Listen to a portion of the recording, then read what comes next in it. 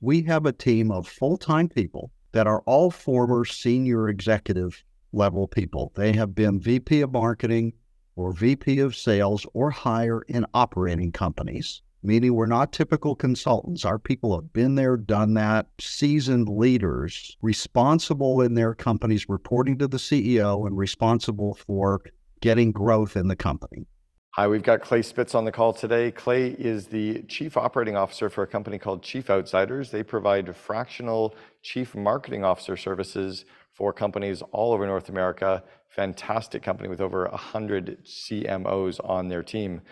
He gets into lots of stuff around marketing, around positioning, around pricing, around managing creatives, managing offshore talent, working with entrepreneurial organizations, how they bridge the gap between these very seasoned CMOs and bring them into the companies that are typically, the $10 to $50 million size companies. You're really going to enjoy this episode. You're going to learn a lot about marketing. You'll also see it from an operational perspective because he's a ops person wrapped up in a marketer's body, and he's leading this massive organization of marketers as well. We'll see you on the inside. So Clay, welcome to the Second in Command podcast. Thank you, Cameron. I'm so pleased to be here. I appreciate it. Of course. I've been looking forward to this for a long time for a bunch of reasons. One, you're a COO Alliance member, and I think you're joining us for your second year now as a COO Alliance member, which is great. Secondly, the Chief Outsiders, the brand that you're the COO for, has been a partner of the COO Alliance and of mine for years, where I've always sent some of our higher level marketing clients to you, and it's time to start sending you guys some more as well. And then third, I've just really kind of been enamored with the business of what Chief Outsiders has done in really pulling all of these fantastic chief marketing officers and heads of marketing together and delivering your services. So I think it makes sense to start with that. What is Chief Outsiders? What are the core services that you offer today? Because there's a lot of people that don't even know this exists, and they should.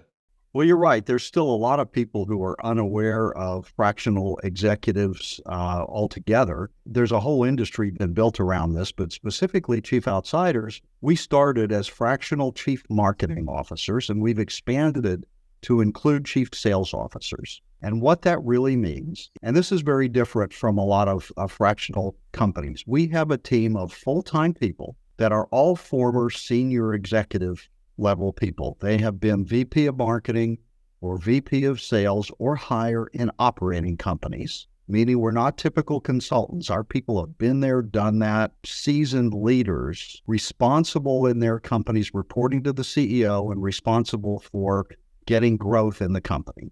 And those people are, let's call it, mature in their careers. They've been there, done that a number of times. And they've chosen to join us because they want to do something different. They love being a practitioner of their craft. We love working for smaller companies because a lot of our executives come out of much larger companies. And no matter what you do in a giant company, it's hard to move the needle. Managing people, and you're managing budgets.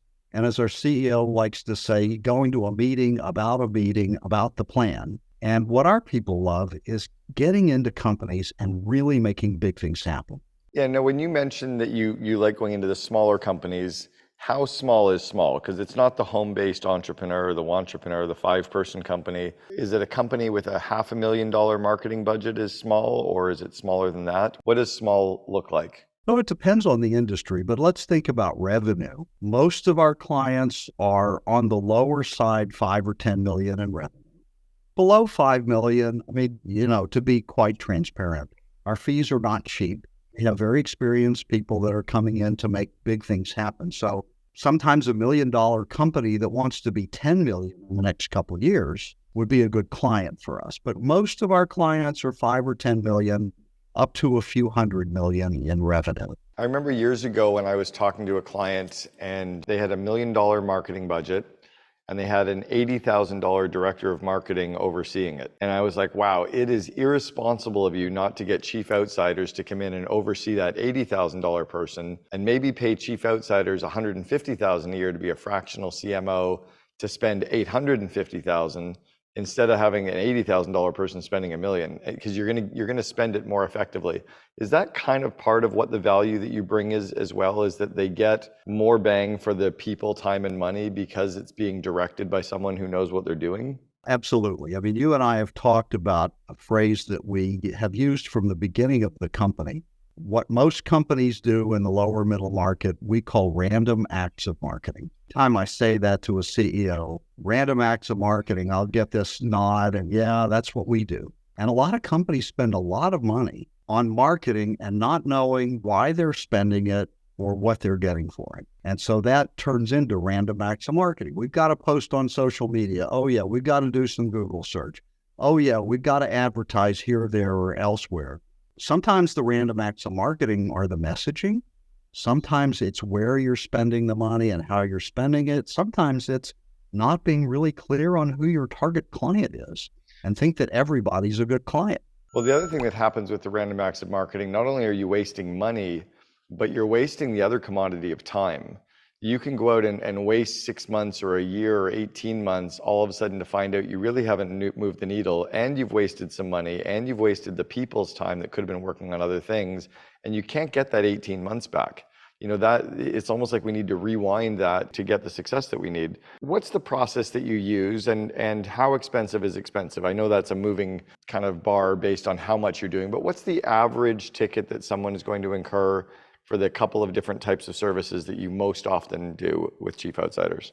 So we have services as low as $5,000 a month, which would be advisory service. That's not terribly hands-on, but you're getting a very experienced person advising you on the direction you should go. Up to, probably our average client is $15,000 to $18,000 a month. And we have some clients that are 25 and 35 and even 50,000 a month, depending on the size of the company, the sense of urgency they have, how quickly things have to get done. Let's call it the heaviness of the lift, how much has to get done in that amount of time. Typically, we're working with companies that are 5 or 10 million up to a few $100 million in revenue that want to grow. A company that just, was a lifestyle business that wants to grow a few percent a year, and the owner wants to have a nice life and make a lot of money, but not worry about the business, that's not our client. Nor do they need you. Nor do they need us. We really have fun with clients that want exponential growth in their business. Okay, so you mentioned that the Chief Outsider is made up of these seasoned executives that have done it 2 or 3 or 4 times before for bigger companies, and they're dropping down to work with the smaller or mid-sized organizations. How do you make that cultural leap from corporate to these entrepreneurial firms? How does a $10 million company know that the person from Chief Outsiders that's going to be guiding them?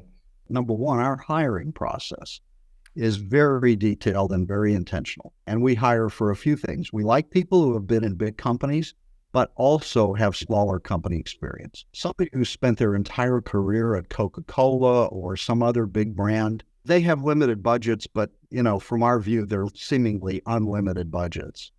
Those people, sometimes it's hard to make the leap, but with that kind of background, but also working with smaller companies that understands how you get a lot done with a little and how you have to manage smaller teams and smaller budgets to get the most out of them. Those are the kind of people we look for. And B2B is very different than B2C. So with B2B, it's often, there's no need for a big marketing budget. It's more about your strategy, your targeting, your messaging, and where your limited budget goes to get to the right, very targeted, limited group of prospects that you might have. So one of the things I noticed was that one of your Chief Outsiders, one of the CMOs that works for you, is a woman named Karen Herold. And she and I met years ago at a Vistage event. And then we've actually gone to a couple of very entrepreneurial mastermind events. She went to an event called Baby Bathwater. And she absolutely fit in with all these entrepreneurs in that she actually won the award for Rookie of the Year because she fit in just like she was an entrepreneur.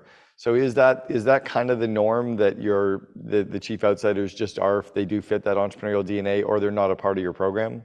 Yeah, they have to have that entrepreneurial bent to them because they need to understand the mind of the entrepreneur. Almost all of the CEOs that we work for are entrepreneur CEOs. They are either company founders or perhaps second generation. Often they're private equity backed, but it's the owner who sold his or her company and stayed on. So you have to understand how that person thinks about their business. And often that entrepreneur, as you know, is a visionary. And we're having to take the vision of that person and implement their growth vision. So it's a very common part of what we deal with and what we do. We're not dealing with giant company executives as our clients. Now, I know that this is a complicated question because I want you to synthesize what's your kind of first 30 days with a company look like? How do you give us the 30 days in 2 minutes? So the first 30 days is really a combination of a lot of things. We have a process that we call the growth gears. And the growth gears sounds very linear, but in practice, it's not. The 3 gears in the growth gears model are insight leading to strategy that leads to effective and efficient execution. So the random acts of marketing is execution without strategy and often without insight. So during that first 30 days, we're learning everything we can about the company and what they bring to the table and what makes them a good company and why other people should buy from them. We're learning about their clients or customers. We're learning about their competition to help build the strategy. But at the same time, we know that as an outsider, we have to add value fast. Our honeymoon period is maybe 30 days when the CEO has to sign the second check for our service. They want to know, what did I get in my first 30 days to tell me I'm going to get something more in the next 30 days? What do you think you observe with the insights from the typical company? What are the top 3 or 4 things that most companies are just absolutely doing wrong or missing out on, other than the obvious? They don't have a strategy, they don't have the right team. Like, where are they wasting their money? Where are they wasting their effort? Where are they what opportunities are they missing? Have you got a couple of big insights that you commonly see? Surprisingly, one of them is a lot of companies don't understand their customer as well as they think they do. And this happens a lot since COVID, because as we all know, companies, people, buying process, how companies do business has changed dramatically since COVID. And if you haven't really done some good insight work, talking to your customers, really kind of getting into how's your business changed? How are your needs changing to serve your marketplace? You may be missing some really important things about your customers and what they need from you and why they buy from you and maybe why they're buying from your competitors. So understanding the market you're in and the dynamics and how it's changed is not static. And what you do 3 or 5 years ago is probably not true today and needs to be refreshed. So companies are missing that. Companies think, and you mentioned digital marketing earlier, companies think that today it's all about digital marketing. And in some businesses it is. If you're an online seller, you're selling on e-commerce, something like that, it is all about digital marketing. And even that's an exaggeration because you see a lot of TV advertising for e-commerce companies. People forget that all consumers, whether they're a business-to-business consumer or your typical customer buying something at a store or online, have different ways that they get messages, different filters, different ways that they want to be communicated with. And if you're trying to communicate with your audience in one single monolithic way, you're probably missing a lot of potential customers who don't interact that way and want to be messaged or found differently. And they want to be understood. And they want to be understood. Yes, absolutely. And so even something like, it's a marketing term, but generally understood, customer segmentation, realizing that not all your customers are the same. It's not a homogeneous market. And depending on what you sell and who you're selling to, you have to understand the different segments of the market, and they may need different messages or different approaches to messaging or different channels for messaging. So all of those pieces are often missing because, you talked about the $80,000 marketing manager or director who's all about the execution.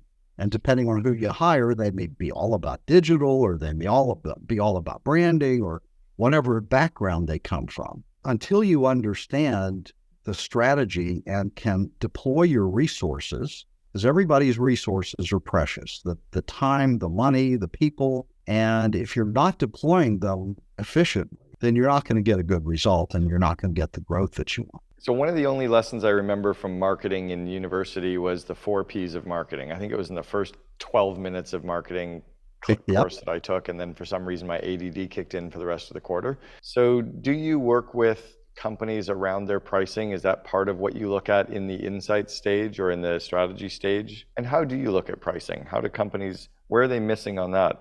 Yeah. So, pricing is really part of your value proposition. A lot of companies think, well, here's my cost and I can add a certain margin that I need to get profit, and that's how I should price, without regard to how the competition is pricing, what the customer thinks they're buying, and how the customer values what they're buying. Sometimes you can sell, let's just make it simple, a product. A customer needs that product, but sometimes they need service around the product. So how do you price the service that needs to go with it? Or are you just selling them a product that they got to figure out what to do with? It gets even more complicated with service and how you're bundling service and what are your value adds. So we think about all of those elements, and ultimately, what's the value to the customer and what are they willing to pay for that value? It's interesting. When we were building 1-800-GOT-JUNK, about the second week that I was at the company as their COO, I raised our prices by 40%, which put us 40% over all the competition, even the 40% more than the most expensive competition, probably more like 60% over the average. But the reality was we couldn't deliver the service that our customers wanted, nor the service we wanted to deliver or the brand experience. So we charged more and then left them with a premium experience. The fact is we were actually not even leaving them with anything. We were taking it all away. So they were left with nothing. We just had to sweep up and make it look nice. But we realized that if we sent fraternity boys dressed in nice outfits with nice shiny trucks and we showed up on time and we wowed them, that was a premium that they were willing to pay for, because the trust was we were sending nice people to their property. So we actually didn't even look to price on what it needed to be. It was like, what would we like it to be? And then we just somehow matched that and delivered. I like the way that you think about that. You talk about one of the things that gets tossed around in the entrepreneurial cycle is how hard it is to manage creatives. Can you speak to what creatives are like and how to manage them and lead them? If you were giving on your $5,000 a month, you're probably coaching a director of marketing or head of marketing, and you're giving them advice and guidance. How would you tell them to manage the creatives that are, North America based or even globally, freelance based? How do you manage creatives? Creatives are a really interesting bunch. I'll tell you a really quick story that I think says it all. There's an advertising guy that I've worked with for 30 years. He's brilliant. He's got amazing ideas. And he told me one day, Clay, you get my best work. I said, Mark, come on. Why do I get your best work? You work with all these great clients. He says, well, by the way, I have a whole file cabinet with your name on it with all of my ideas that you've rejected. I said, oh, well, tell me more about that. So I come to you with a great idea, but you look at it and you say, Mark, it's good, but it's not on my strategy. It needs to go this direction. Here's my strategy. Let me tell you again. Go back and fix it and come back with a better idea. And so we'd iterate on that sometimes 3 or 4 times. By the time we had iterated a few times, I had a brilliant creative idea that was right on my strategy. But I had to force him to keep going back because he thinks all his ideas are great ideas. Sure, but you were leading him based on your strategy and inspiring him based on your strategy to come up with something better, or not even saying it needed to be better, but aligning it more. It just ended up being better. If you don't know your strategy, then you can't direct somebody to execute on your strategy. So recently I saw someone, and they're in an EOS self-managed companies group on Facebook, and they were talking about measuring. In the EOS world, they like to put a measurement in place for every role. And they're struggling with what kind of measurements to put in place for people that are creatives, designers, et cetera. How do you measure creatives, or do you? Like, does the whole Dan Pink, the science of motivation, come in where if you try to measure a creative, it demotivates them and it ends up backfiring? Any thoughts around that? Yeah, I don't know that you can put measurements on the person themselves as a creative, but you can measure the effectiveness of their ideas. You can test them in the marketplace. There are lots of ways, and it's even easier with digital communication today to do some quick market research and compare some ideas, compare some advertising concepts, whatever it might be, and see how the customer reacts to them and which one they like the best. And so I think that's how you measure those. And ultimately, even in digital marketing, I keep coming back to this, there's so many vanity metrics. How many clicks did we get? How many impressions? What's our click-through rate? What's our cost per click? In the end, the only thing that matters is how many customers did we get, how much revenue did we get in the bank, and how much profit did we make on that revenue. And so you have to track all of these things to measure what really matters to the company. Yeah, you've got to look at your cost of acquisition, your return on ad spend, and your lifetime value of the customer, and then the cash conversion cycle is a component of that, right? One of the things that that is often tossed around in the business world is that companies should spend 8 to 10% of revenue on marketing. And they did a survey, I don't know when this was, 15 years ago. They surveyed all the big marketing and advertising agencies to find out what they spent on marketing. It was like 2%. Like Cossette and Palmer and whoever were all spending 2% of revenue on marketing, and they were telling their clients to spend 8 to 10. Have we been sold on spending more than we should be? If you were advising your mom who is running a business, would you tell her to spend 8 to 10% on marketing, or would you guide her in a slightly different way? I'd guide her in a very different way. And this is the last section, one of the last sections in our book, The Growth Gears, that talks about the process that I mentioned earlier. Every business is different.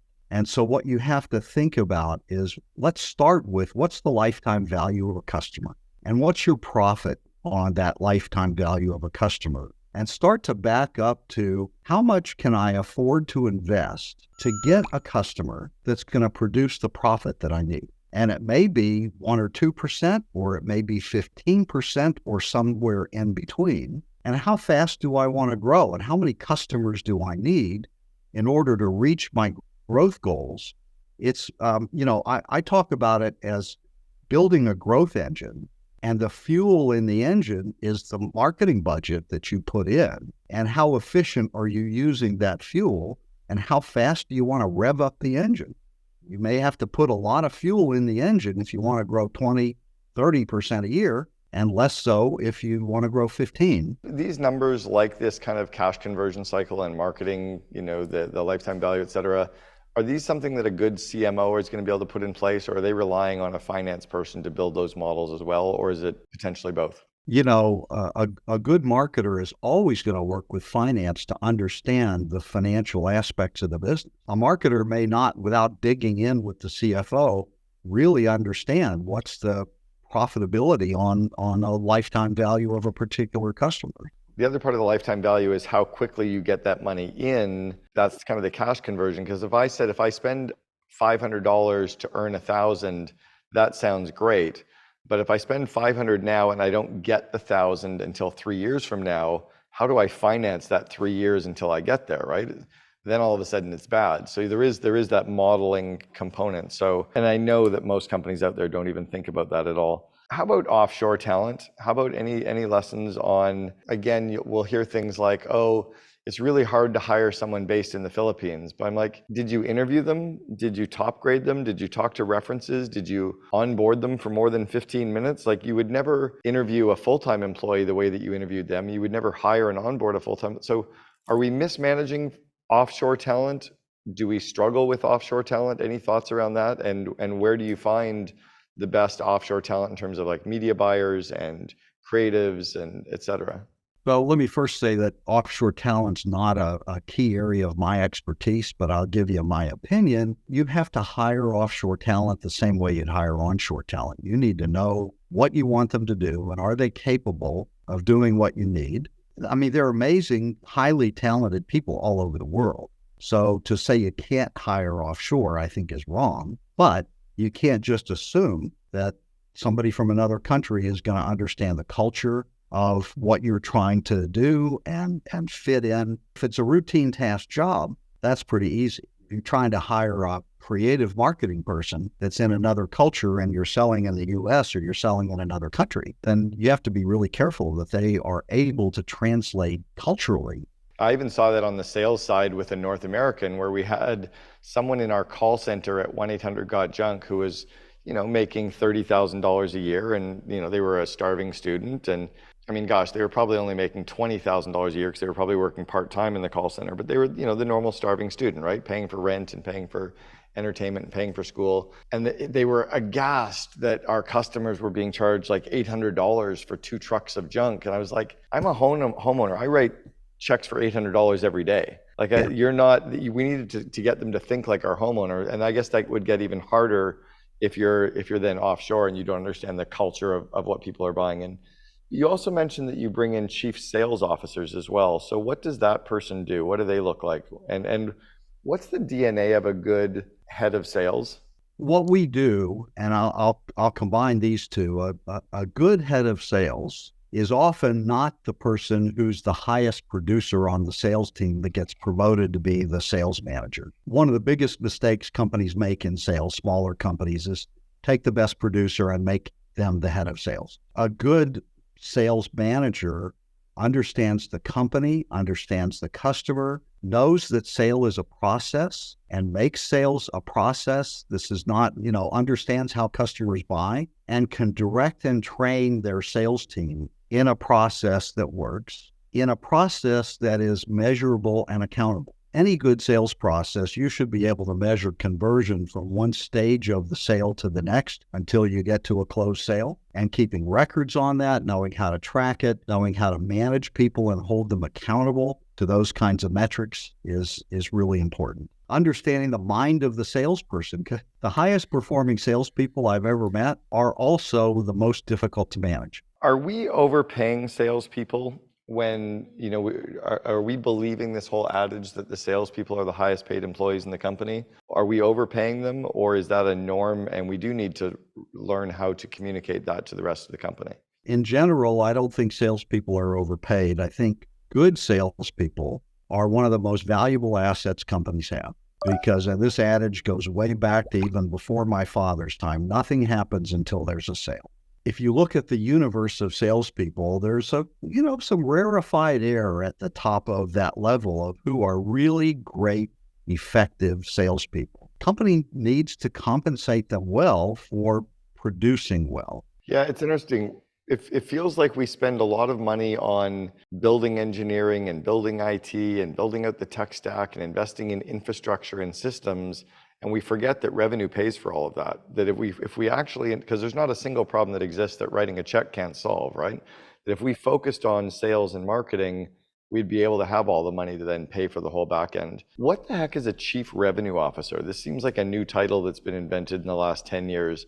Is that the head of sales and marketing? Is it the head of sales? Is it just a C-level title for a VP of sales? What is a chief revenue officer? Yeah, that and chief commercial officer and chief growth officer, there are all kinds of titles. What I find in most companies is a chief revenue officer is the sales executive, sales manager, who has marketing reporting to them. They're often not well skilled in marketing because they came up through sales. It's a rare chief revenue officer who has kind of the sales and marketing piece in their background equally well. Sales is usually what gets valued there, and marketing is the assistant down the hall who supports sales. How do you operate in your role as the COO of all of these marketing executives? Because everybody in your company is a very seasoned executive. So you can't tell them what to do. They've been doing it for years. So what does a COO of a company like this do day to day, and how do you lead senior people as well? Yeah. So first of all, I'll share with you my personal mission statement as the COO, because in our kind of company, you're right. These are senior executives that don't want to be managed. They kind of work at their own pace and provide value to clients. But as we've grown, we were a very small entrepreneurial company with no process. And, frankly, our CEO was a brilliant visionary that kind of hates the process side of things. Well, my job at this point is to create process where we didn't have it and smooth it out. My mission is to enable our fractional executives to do the best work of their careers with minimal operational friction. I wanted to speak about process and how do you get the entrepreneurial CEO, because they typically want process for the company, but not for themselves. It's like, I want everyone to use Asana, but I don't want to do it. I want everyone to use Slack, but I'm going to text you at all hours. How do you get the CEO to adopt the systems and processes, or do you just let them orbit it all in their CEO way?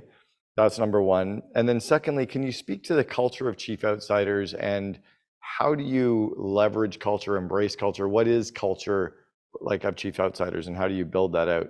Sure. So the first question, how do you wrangle an entrepreneurial CEO to conform with the rest of the company? I don't think you can. I think you have to isolate them a little bit, let them do their thing, but give them the support that they need to do their job, get them to allow the rest of the company to do their jobs. So I think that's part of my role, is to isolate our CEO so that he can be the visionary, not weighed down by the process, think about where the company's going to go in the future and help drive us and direct us there and cast that vision, get the organization organized in a way that it can really produce and execute on the vision. And like I said, with our fractional executives, with minimal friction. A lot of this goes to our culture. Our culture, from my point of view, Cameron, is one of the most unique I've ever seen. This is the most unusual company that I've ever worked for, and the best job, frankly, that I've had in my career, and I've had a number.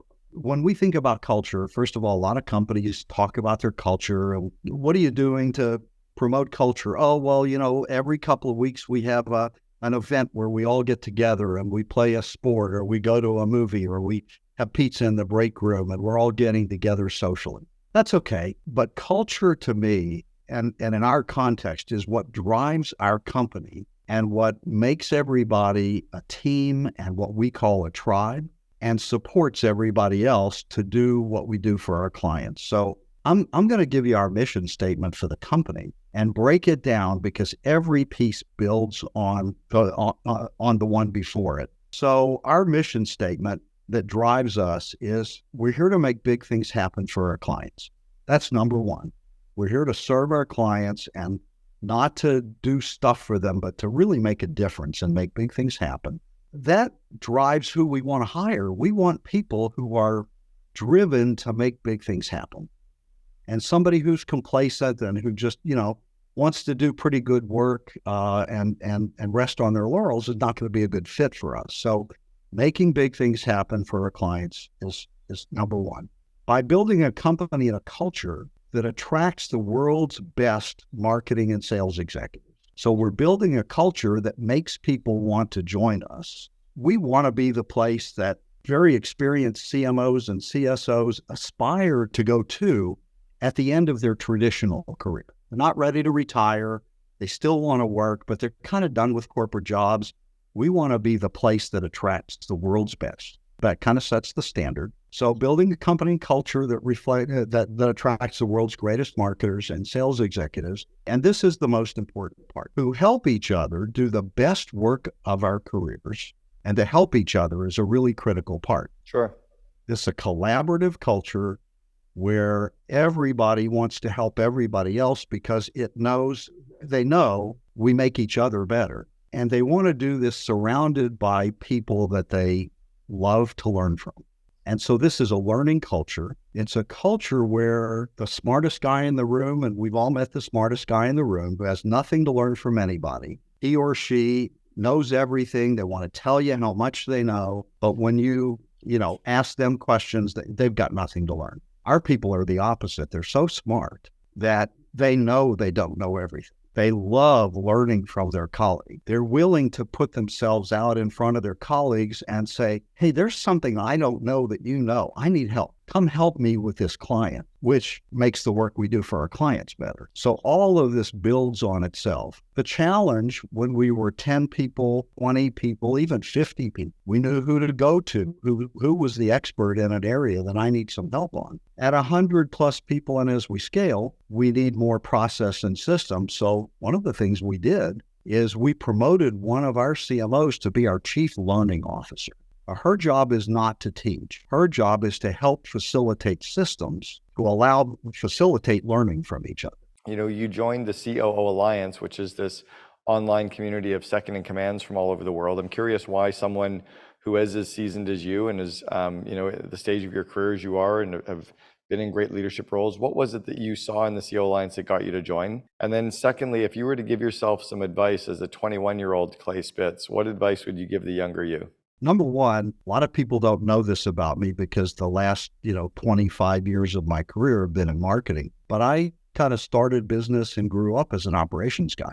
Was pulled into marketing. It's a whole other story, but not by accident, but because I didn't realize that I had skills for marketing that somebody else realized and brought me into a marketing role. But as our company is maturing and we need more of the operations, I brought back some of my operational skills and organizational skills to bring that to our company. And, I like being part of mastermind groups. I've been part of Vistage before and, maybe part of Vistage again in the future. But I saw in COO Alliance a lot of like-minded people who know things about operations that I don't know, who are helping companies grow in the operation part of the business and in ways I may not have thought of. It's not unlike the culture of our own company where we're learning from each other. Sure.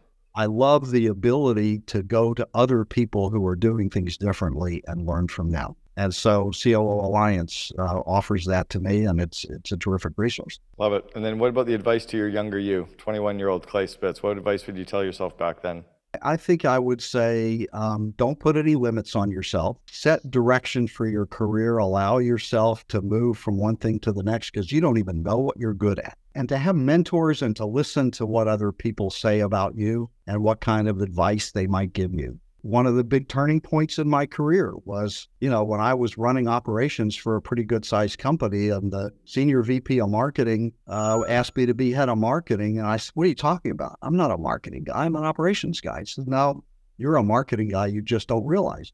And I think at that point, if I had said, no, Paul, you're wrong. I'm an operations guy, I would have missed a whole really important part of my career. So, being open to what other people see in you, I think is really critical. I love it. Clay Spitz, Chief Operating Officer for Chief Outsiders and also COO Alliance member. Thanks so much for sharing with us on the Second Command podcast. Thank you, Cameron. Always a pleasure to talk with you. I looked around and said, look, this is clearly a growing trend across the world. This will not stop at the borders of the UAE, and we need to move ahead and create something that's homegrown that will also lead the way and challenge the existing players in the landscape here